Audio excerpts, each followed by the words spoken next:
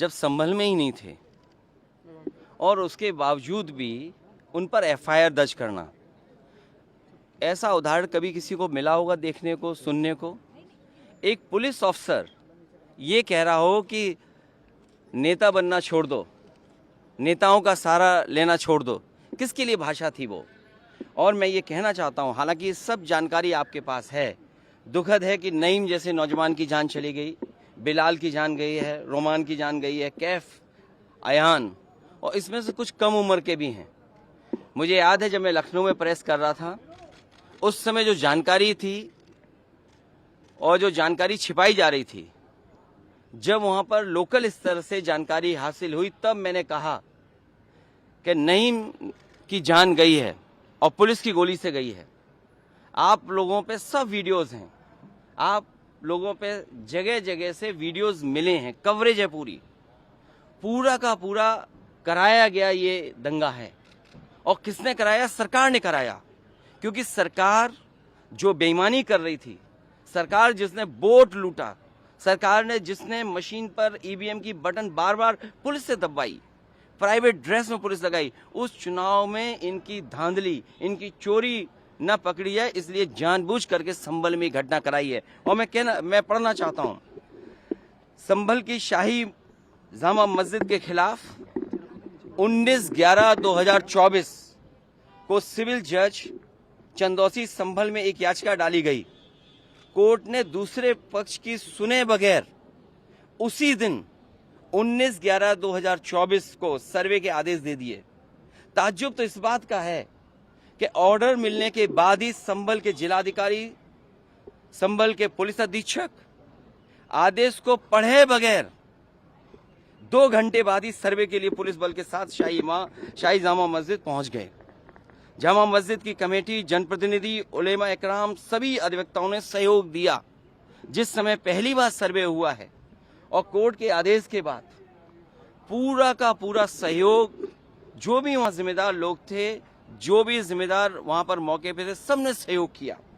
जिलाधिकारी संभल और पुलिस अधीक्षक संभल ने 2.5 घंटे सर्वे के बाद कहा, अब सर्वे पूरा हो चुका है और अब रिपोर्ट कोर्ट को भेज दी जाएगी। दिनांक 22/11/2024 फ्राइडे को जुम्मे की नमाज के लिए लोग नमाज अदा करने के लिए जामा मस्जिद पहुंचे, लेकिन पुलिस प्रशासन ने बैरिकेडिंग लगा दी ताकि लोग नमाज न पढ़ सकें। उसके बाद भी लोगों ने संयम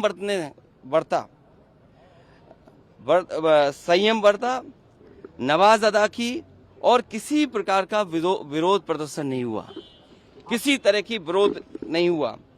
29 तारीख को कोर्ट की अगली तारीख तय थी। शाही जामा मस्जिद की कमेटी और मुस्लिम समाज के सभी लोग कोर्ट के केस की पैरवी के लिए तैयारी कर रहे थे, परंतु दिनांक 23 तारीख को रात पुलिस प्रशासन द्वारा कहा गया कि 24 तारीख को यानी अगले दिन सुबह को दोबारा सर्वे किया जाएगा।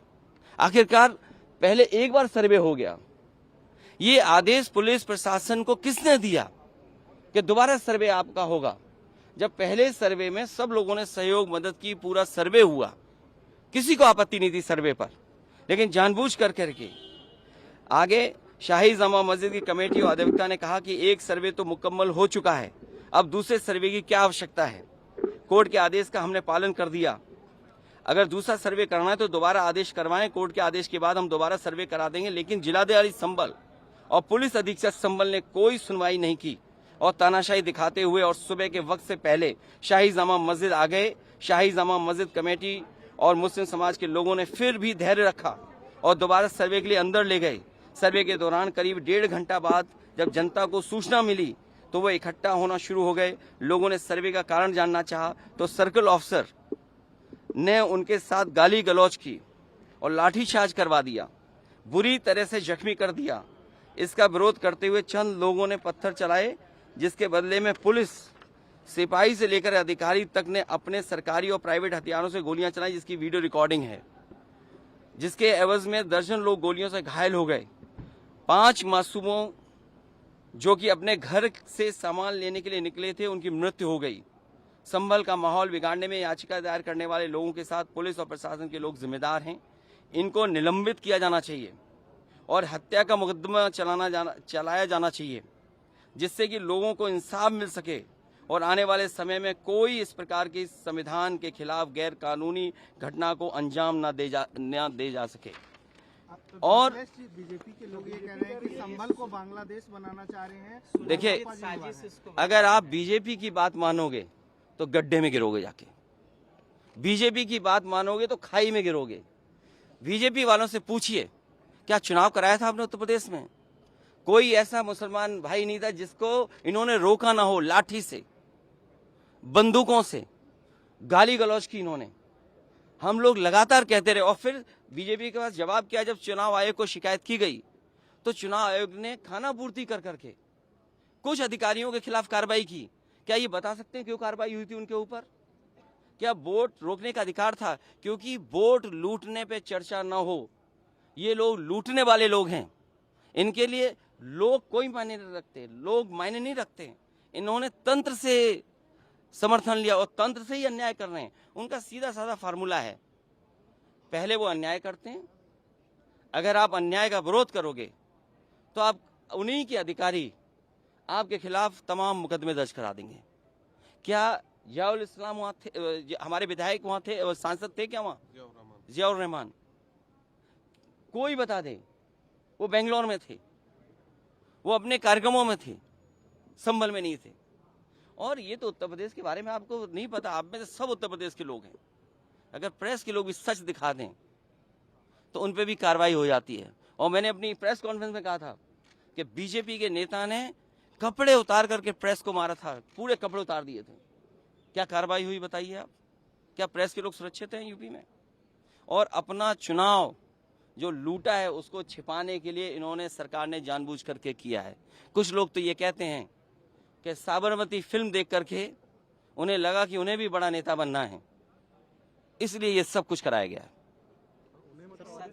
सदन में इसको उठाएंगे। मैं, हमारे सभी सांसद और तमाम विपक्ष के लोग इस सवाल को उठाना चाहते थे, लेकिन सदन में नहीं उठने का मौका दिया।